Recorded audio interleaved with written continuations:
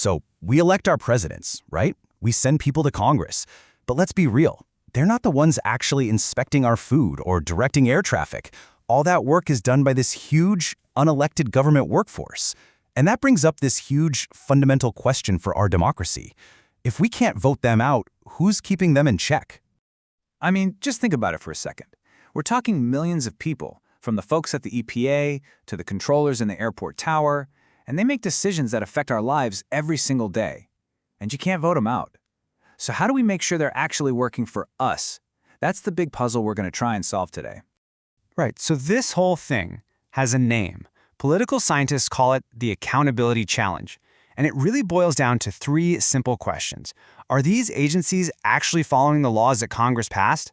Are they spending our tax money the right way? And at the end of the day, are they actually serving the public? Turns out the American system doesn't have just one answer. It's got a whole bunch of them, all layered on top of each other. All right, so let's start with the big one.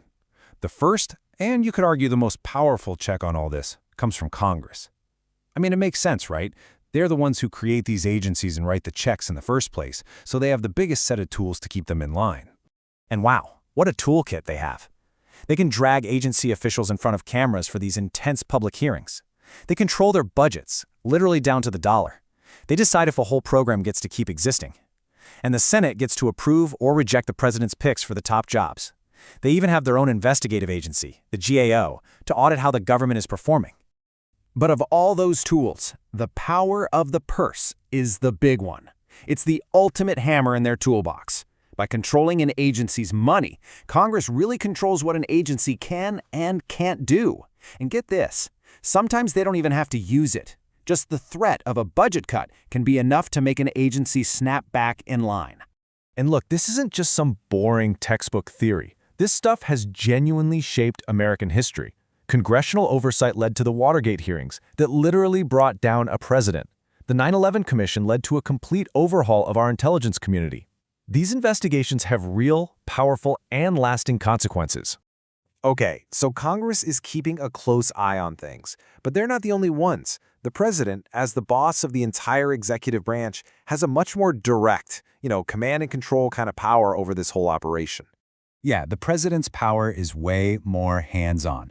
First off, they pick the leaders. They appoint the heads of these agencies, and in a lot of cases, they can fire them if they're not happy.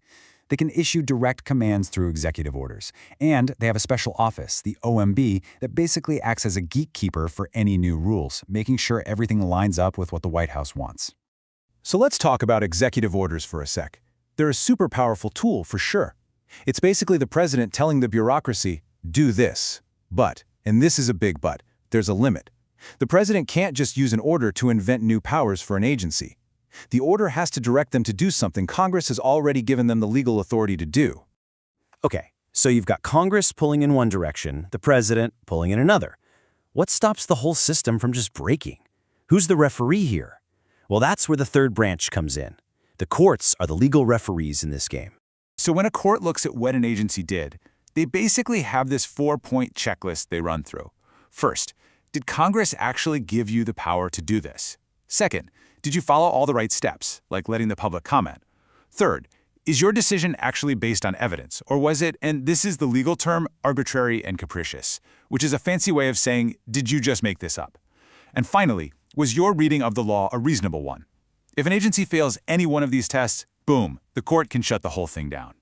All right, so far we've been talking about all these checks from the outside, Congress, the president, the courts. But some of the most powerful accountability actually comes from inside the machine itself. Let's talk about the internal watchdogs. And there are really two main kinds here. First, you have whistleblowers. These are the brave employees on the inside who see something wrong, corruption, waste, you name it, and decide to speak up even though it can be a huge personal risk. And then you have the official watchdogs, the inspectors general, or IGs. You can kind of think of them as the government's own internal affairs department.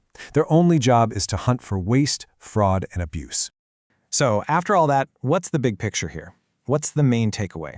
Well, it's that there's no one person or group in charge of accountability.